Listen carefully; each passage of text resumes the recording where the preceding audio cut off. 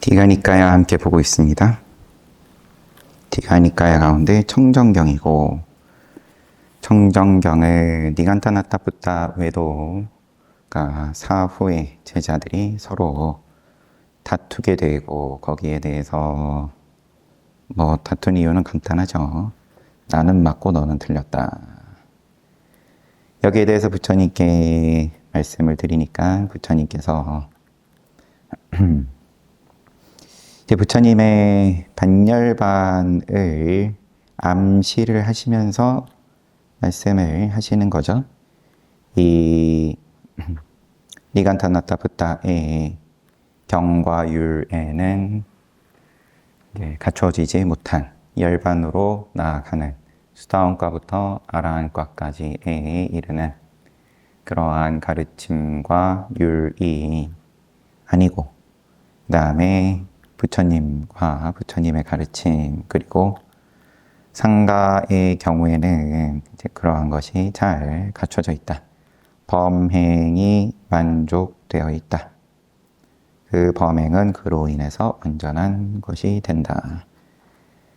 그러한 말씀을 하시고, 그 다음에는 외도들이 이 부처님과 또 제자들에 대해서 비난을 하는 것에 대해서 어떻게 답을 하면 된다.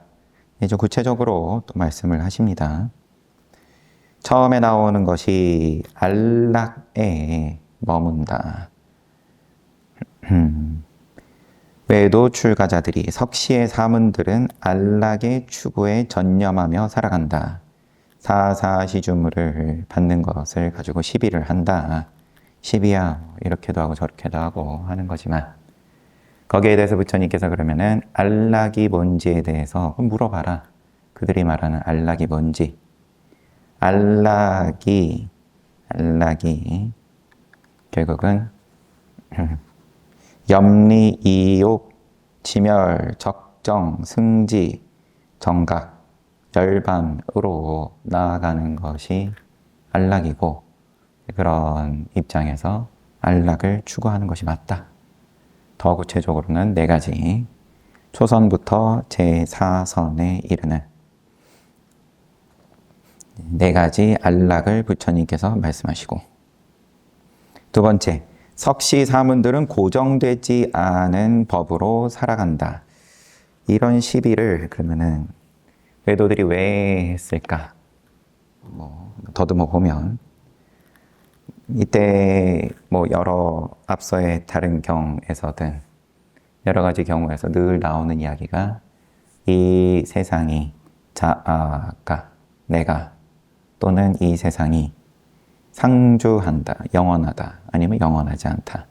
이런 문제가 가장 대표적인 이제 부처님께 와서 묻는 질문들, 이때 당시에 사람들이 늘 관심 있어 하고 토론하기 좋아하는 주제였다. 그러면은 부처님께서는 이제 삼법인 무상, 고, 무아 항상 말씀하신 거니까 그걸 가지고 고정되지 않은 법으로 살아간다. 이렇게 시비를 했지 않을까 싶어요. 그럼 고정되지 않은 법이다, 이 말도 이미 고정된 거니까. 그러니까 역시나 부처님께서 화법이 그러합니다. 안락을 추구한다. 안락 추구하는 거 맞다. 단지 너가 말하는 안락이 이런 거라면, 열반으로 나아가는 거라면 고정되지 않은 법으로 살아간다. 고정된 9가지 아라한의 법에 대해서 쭉 보여준 다음에 얼마든지 고정되어 있는 법으로 살아간다. 거꾸로 또 고정으로 묶고 들어오면, 고정에 집착해 있는 사람이라면 안 고정으로 또 되치기를 할 수도 있고, 거기에 또 호응을 할 수도 있는 거고, 자유자재로 9가지는 굳이 다시 보진 않겠습니다. 어쨌든 간에 번뇌를 멸진하고 수행을 완성하고 자신의 목적에 도달하여 존재의 결박을 끊고 바른 지혜를 갖추어 해탈한 아라한은 이상의 9가지 일을 할 수 없다오. 할 수 없다라고 표현이 됐으니까 그러면 안 고정이다라고 보여주시려고 한 건지 여하튼 간에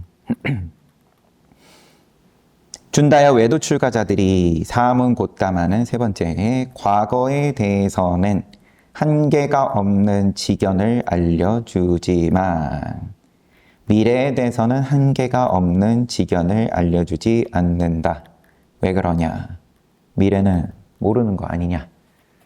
일체지를 안다고 해놓고서 그러면은 그 허풍 아니냐? 그런 의도가 다분히 있는 비난하는 질문인 거죠. 여기에 대해서 뭐라고 답하면 되냐? 과거든 미래든 현재든 과거, 미래, 현재 상관없이 사실이 아니고 진실이 아니고 의미가 없는 질문에 대해서는 열애는 설명하지 않는다. 사실이고 진실이고 아니면은 사실이고 진실이더라도 의미가 없어도 설명하지 않고 사실이고 진실이고 의미가 있고 다 부합했을 때 그런 때 과거에 대해서도 미래에 대해서도 아니면 현재에 대해서도 열애는 설명을 한다. 그런데 미래 부분을 말씀을 하시는 부분은 이제 간략하게 대답한다라고 이제 돼 있어가지고 미래를 간략하게 아셔서 간략하게 대답을 그럼 하는 거냐? 그거보다는 사실이고 진실이고 의미가 있는 이제 그런 질문이 미래의 경우에는 잘 없다는 거겠죠. 미래를 묻고 들어오는 외도든 아니면 비구든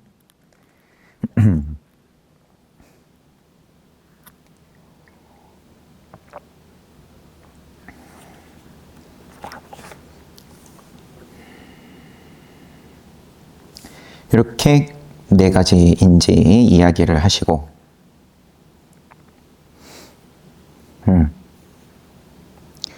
준다여 이게 어제 보던 부분이 어디서 맞췄지?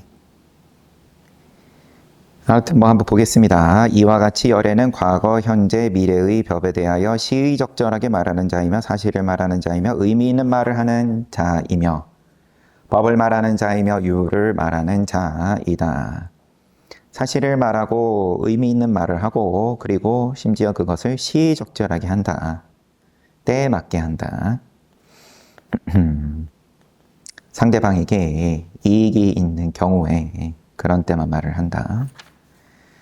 준다여 천신과 마라와 범천을 포함하는 세간과 사문, 바라문, 왕, 사람을 포함하는 인간이 보고 듣고 지각하고 인식하고 마음으로 탐구하고 숙고한 일체를 열애는 바르고 원만하게 깨달았다. 그래서 열애라고 부른다. 인천의 모든 중생들이 아는 건 열애는 다 원만하고 바르게 깨달았다.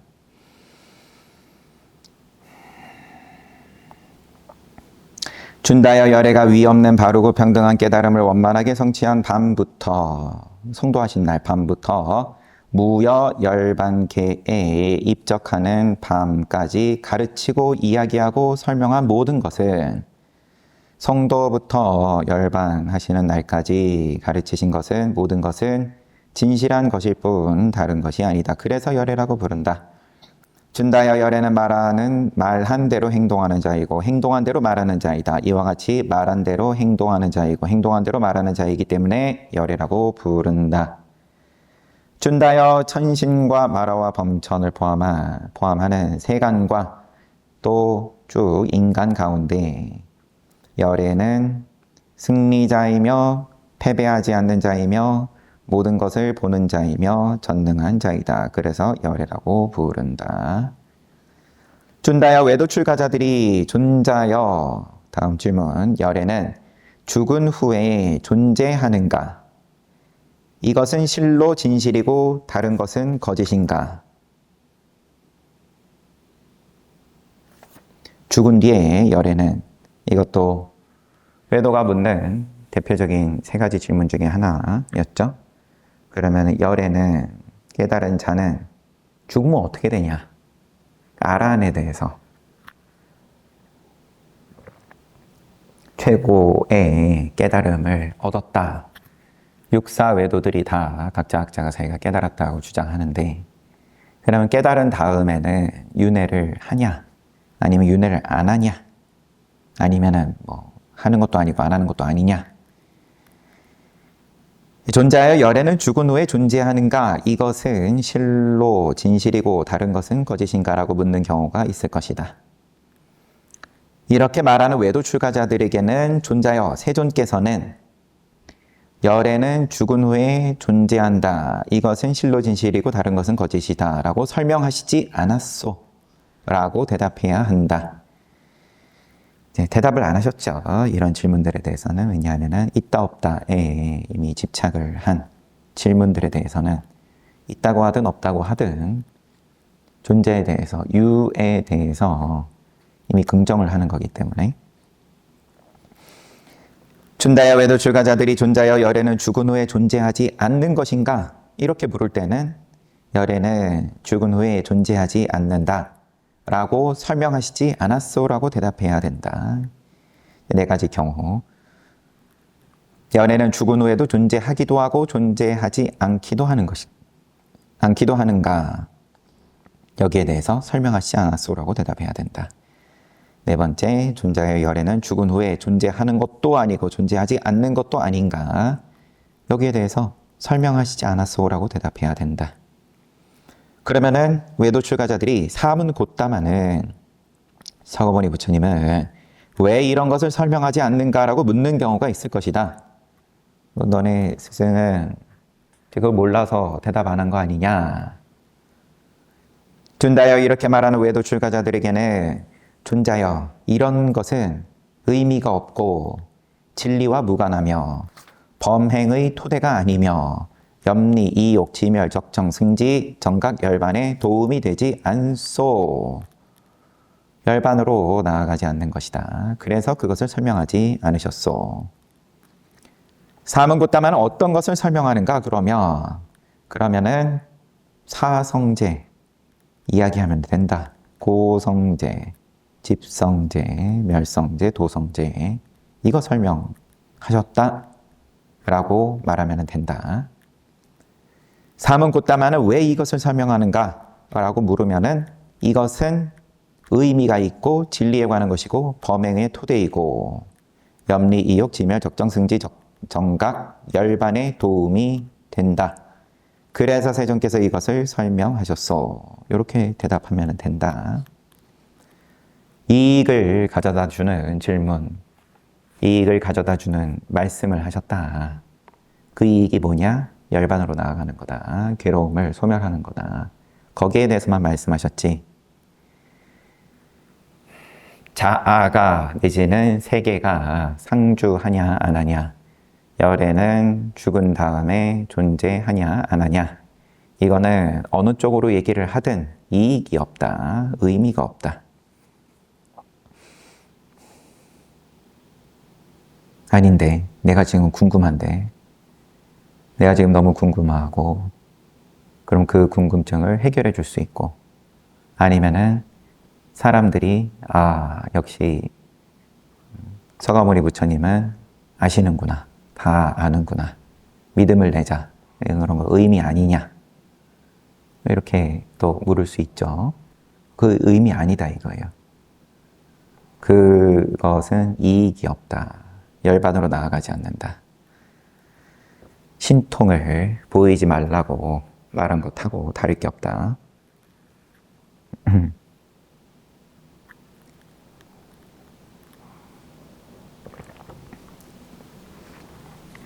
준다여 과거와 관련된 견해에 대하여 나는 그대들에게 설명해야 할 것은 설명했다. 그러나 설명해서는 안 될 것을 내가 어떻게 그대들에게 설명하겠는가. 설명해서 손해가 날 것은 내가 왜 설명하겠냐. 미래에 대해서도 마찬가지. 과거와 미래 역시 마찬가지. 과거와 관련된 견해에 대하여 내가 그대들에게 설명해야 할 것은 어떤 것이고 설명해서는 안 될 것은 어떤 것인가? 어떤 사문 바라문들은 이와 같은 견해를 가지고 주장을 하기를 자아와 세계는 상주한다. 아니면 자아와 세계는 상주하지 않는다. 죽으면 끝이다. 자아와 세계는 상주하기도 하고 상주하지 않기도 한다. 아니면은 상주하는 것도 아니고 상주하지 않는 것도 아니고. 이 논리로 보면 모든 경우의 수를 다 이렇게 얘기를 하든 저렇게 얘기를 하든 그러면 결국은 어느 것 하나는 동그라미 쳐야 되는 거 아니냐, 맞는 거 아니냐.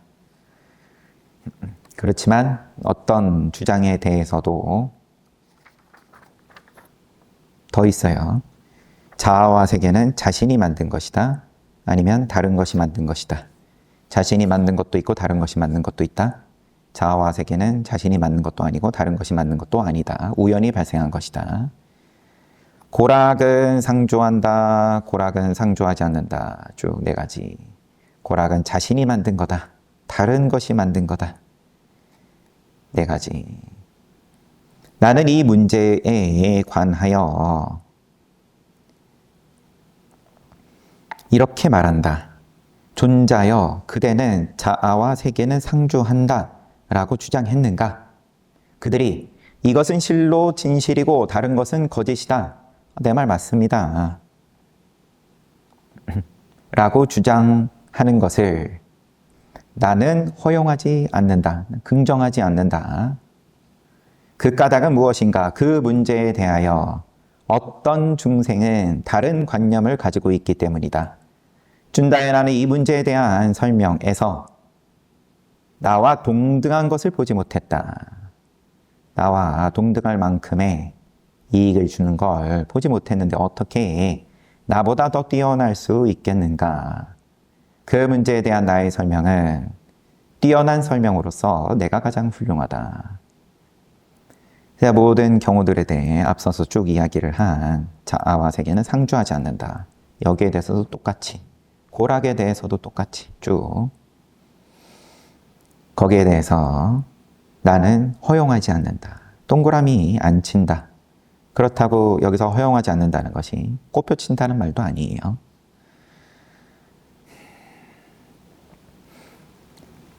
그 문제에 대하여 어떤 중생은 다른 관념을 가지고 있기 때문이다. 그러면은 다툼이다. 무조건.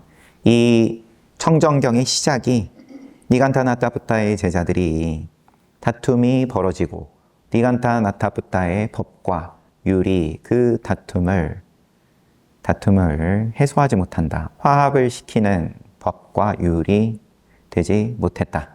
그럼 제자들이 몸소 보여주고 있는 거니까 서로 죽이려고 들 때까지 다툼이 커졌다. 미래에 관한 견해에 대하여 마찬가지로 지금 얘기한 건 쭉 과거에 대한 견해인 거고 미래에 관한 견해에 대해서 어떤 사문 바라문들은 이와 같은 견해를 가지고 주장한다. 자아는 사후에 죽은 다음에 병이 없는 몸을 지닌다. 천상에 간다. 네, 뭐 그림을 그리는 천상이 병이 없다. 어떤 사문 바라문은 자아는 사후에 몸이 없다. 사후에 몸이 있기도 하고 없기도 하다. 몸이 있는 것도 아니고 없는 것도 아니다. 자아는 사후에 관념이 있다. 상이 있다. 관념이 없다. 관념이 있는 것도 아니고 없는 것도 아니다. 단멸하여 사라지고 사후에 존재하지 않는다. 이런 갖가지 견해에 대하여 나는 허용하지 않는다. 그 까닭은 무엇인가? 그 문제에 대하여 어떤 중생은 다른 관념을 가지고 있기 때문이다. 나는 이 문제에 대한 설명에서 나와 동등한 것을 보지 못했는데 어떻게 나보다 더 뛰어날 수 있겠는가? 이런 말씀을 쭉 하시고 미래에 대한 견해들에 대해서도 똑같이 말씀을 하십니다. 준다여 나는 이들 과거와 관련된 견해들, 미래와 관련된 견해들을 끊어버리고 초월하도록 사념처를 시설하여 가르쳤다. 대념처경 앞서서 보았던 사념처 수행은 어떻게 하는지는 우리 자세히 봤죠. 몸에 대해서, 다음에 감정에 대해서, 그리고 마음에 대해서, 법에 대해서, 각각에 대해서 결국은 동그라미 곱표 없이 그대로 본다. 밑에 또 짧게 다시 설명이 나와요. 사념처는 어떤 것인가 준다여 비구는 몸을 관찰하면서 몸에 머물면서 열심히 주의 집중을 하고 알아차려 세간에 대한 탐욕과 불만을 제거한다. 감정을 관찰하면서 감정에 머물면서 열심히 주의 집중을 하고 알아차려 세간에 대한 탐욕과 불만을 제거한다. 그러니까 이게 관찰하면, 머물면서 관찰하면 떠나려고 하지 않고 없애려고 들지 않고 그대로 보기만 하면은, 그러면은 도착 지점은 세간에 대한 탐욕과 불만의 제거에 자연스럽게 이른다. 마음에 대해서 똑같이, 법에 대해서 똑같이 준다에 나는 이들 과거와 관련된 견해들을, 미래와 관련된 견해들을 끊어버리고 초월하도록 사념처를 시설하여 가르쳤다. 그때 우빠와나 존자는 처음 등장했습니다. 이 경에서는. 앞에 다시 한 번만 볼게요. 시작을.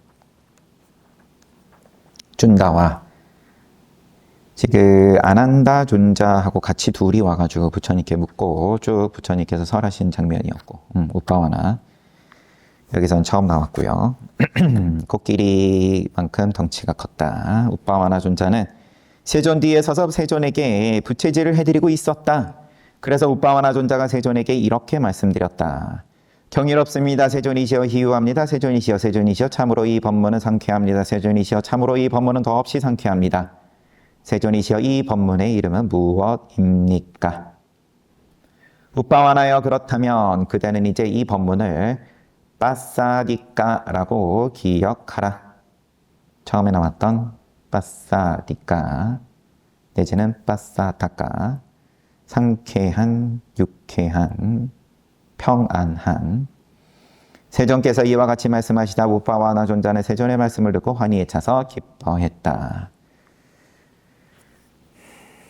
그렇게 중요한 건 아닐 수 있겠지만 특이하게 마지막에 찬탄을 하는 사람이 앞서 부처님께 와서 질문을 한 순다 내지는 아난다가 아니라 부채질하고 있던 우빠와나였습니다. 경전이 이렇게 끝났어요. 청정경은.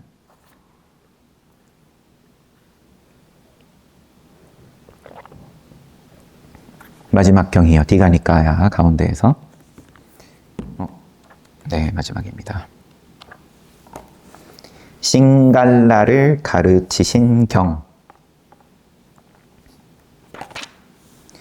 이 경의 이름이 싱갈로와다는 사람의 이름 싱갈라, 그 다음에 교계, 훈계의 의미인 오와다의 합성어 싱갈라와다, 싱갈로와다 수타이다.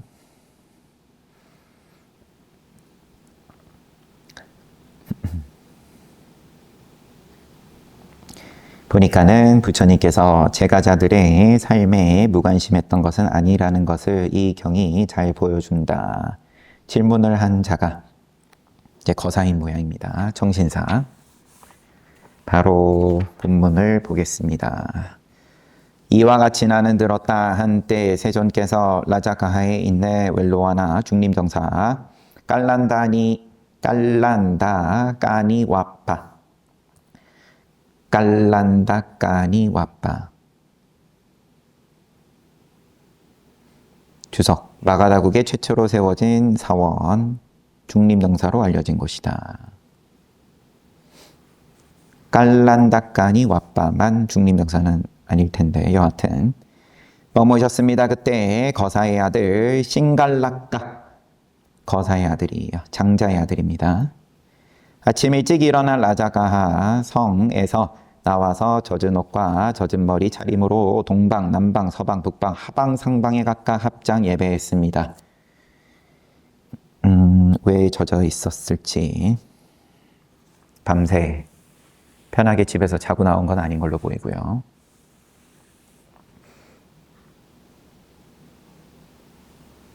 여튼 그래서 동서남북하고 이제 위아래로 이렇게 모든 방위에 대해서 합장 예배했다. 우리 늘 기도할 때 오방내외 아니지신진언 한 거예요 지금. 세존께서는 오전에 옷을 입고 바로와 법의를 들고 탁발하러 라자가 성에 들어가셨다. 세존께서는 거사의 아들 신갈락가가 아침 일찍 일어나서 젖은 옷과 젖은 머리 차림으로 각각의 방 위에 합장 예배하는 것을 보셨다. 이를 보고 거사의 아들 신갈락가에게 거사의 아들이여 그대는 어찌하여 아침 일찍 일어나 라자가 성에서 나와서 젖은 옷과 젖은 머리 차림으로 동남서부 늘 방위는 순서는 이러합니다. 시계 방향으로 동쪽부터 언급이 되죠. 동남서부 하방 상방 각각 합장 예배하는가. 세존이시여 돌아가신 아버지께서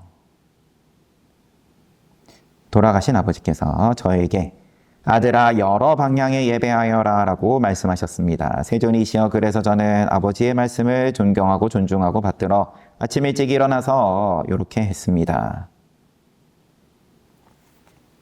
왜 젖어서 했는지는 지금 그냥 따로 언급은 없는 걸로 보입니다. 그러니까 부처님께서 거사의 아들이여 성자의 율에서는 여기서의 성자는 수다원가부터 아라한가까지 출세간의 깨달음을 얻은 성자의 율에서는 이와 같이 여섯 방향의 합장 예배하지 않는다. 세존이시여 그렇다면 성자의 율에서는 어떻게 여섯 방향의 합장 예배합니까? 세존이시여 세존께서는 부디 저에게 성자의 율에서 예배하는 법을 가르쳐 주십시오. 성자의 율에서 여섯 방향의 합장 예배하는 법을 가르쳐 주십시오.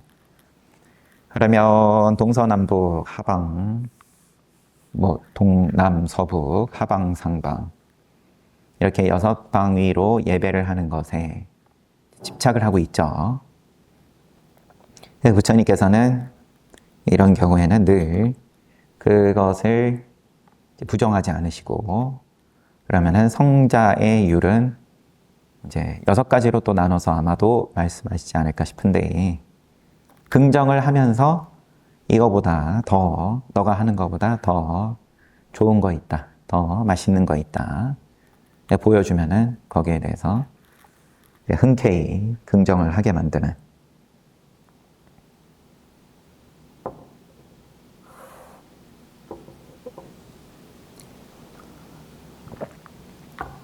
거사의 아들이여 그렇다면 잘 듣고 깊이 생각해 보아라. 내가 이야기하겠다. 잘 들어라.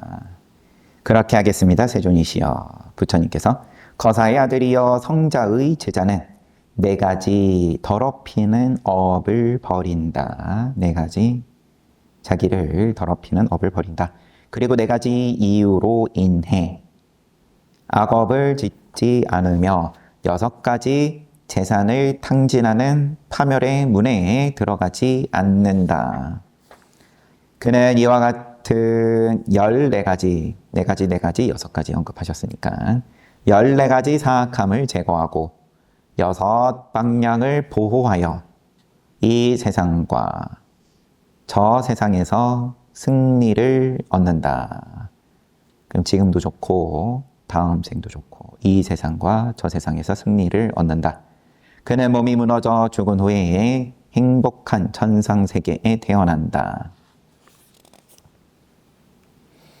여섯 방향을 보호하여, 여섯 방향으로부터 보호하여로 우선 보겠습니다.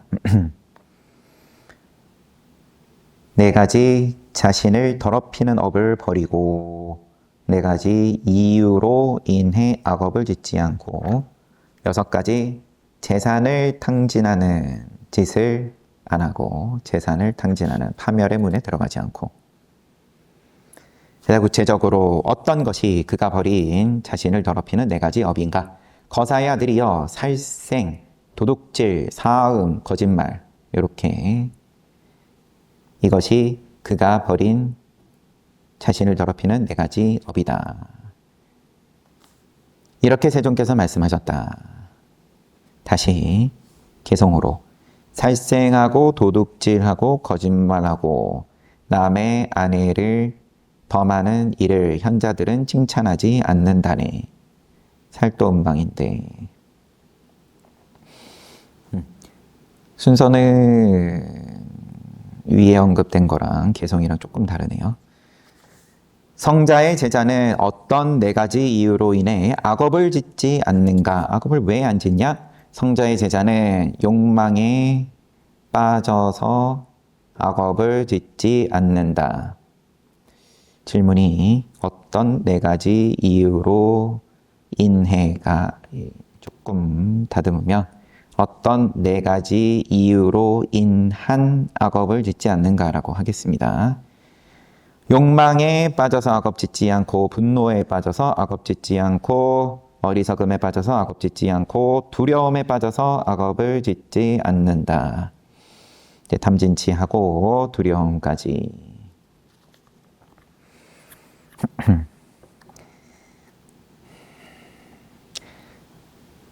탐진치 보통 얘기를 하죠. 거기에다가 이제 두려움 붙여가지고 개수를 4개 맞추신 걸로 보여요. 앞에도 살도음망 4개. 그래서 동서남북, 동서남북. 그 다음에 6가지.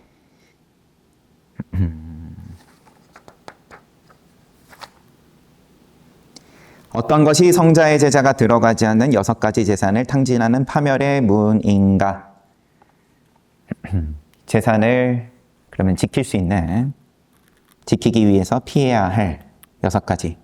거사의 아들이여 국주나 과주를 마시며 방일에 전념하는 것이 재산을 탕진하는 파멸의 문이고, 술 마시고 게으른 것, 밤길을 배회하는 일에 전념하는 것, 2번째, 밤에 다니는 것, 3번째는 구경거리에 빠지는 것, 4번째, 도박에 빠지는 것, 5번째, 못된 친구에 빠지는 것, 6번째, 게으름에 빠지는 것. 게으름은 다시 한번 나온 셈이에요. 술 마시고, 첫 번째 그러면, 첫 번째 술 마시고, 그 다음에 밤에 다니고, 구경거리에 빠지고, 도박에 빠지고, 잘못된 친구에 빠지고, 게으름에 빠지고.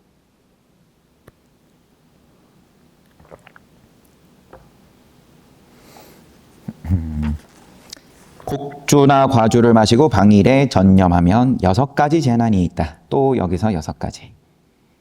바로 그 자리에서 재산의 손실이 있고 재물이 사라진다.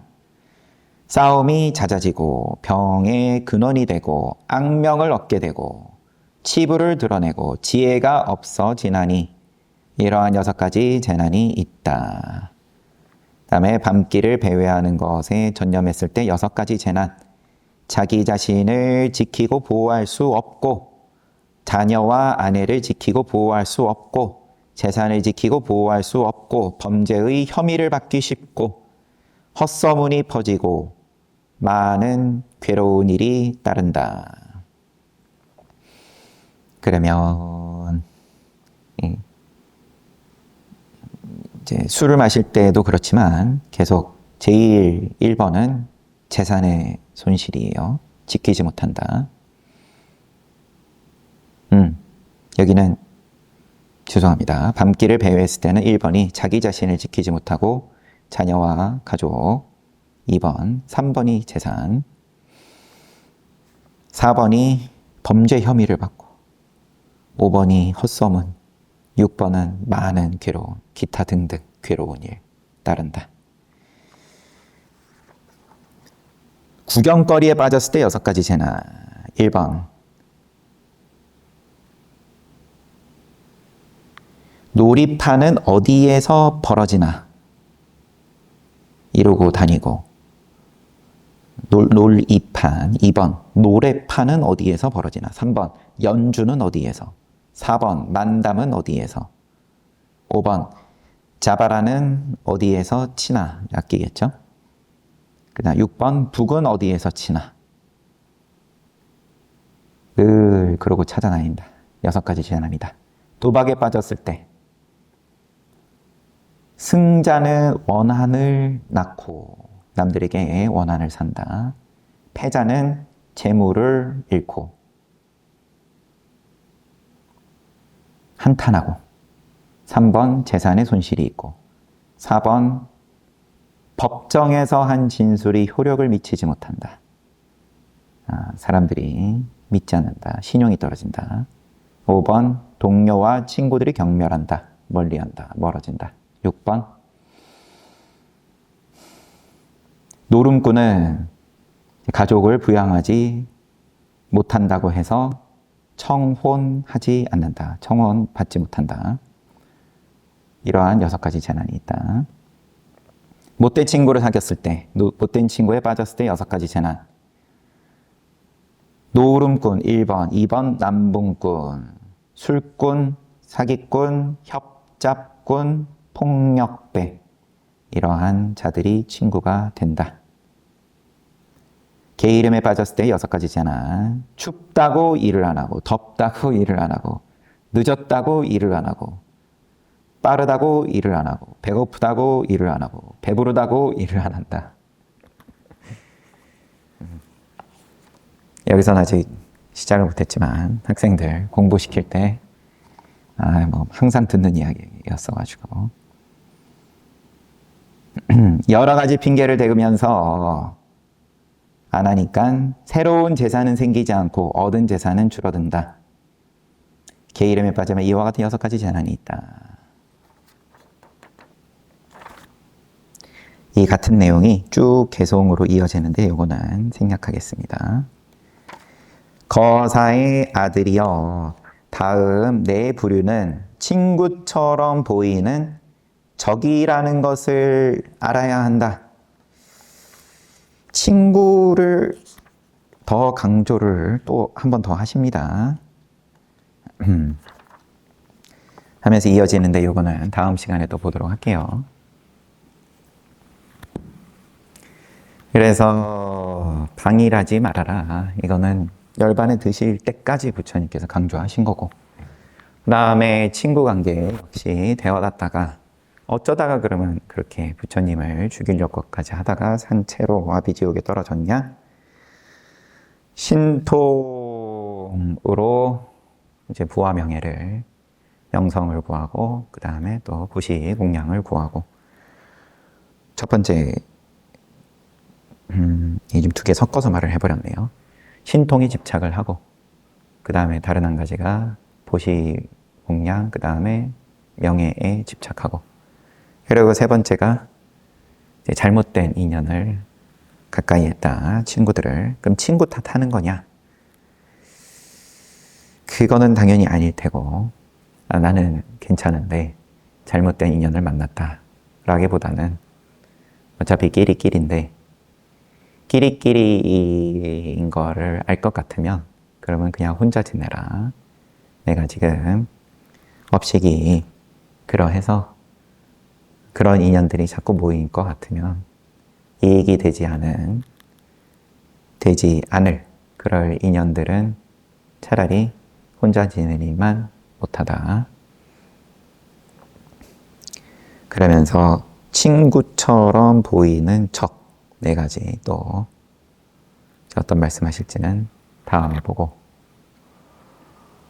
쉬었다가 정진하겠습니다.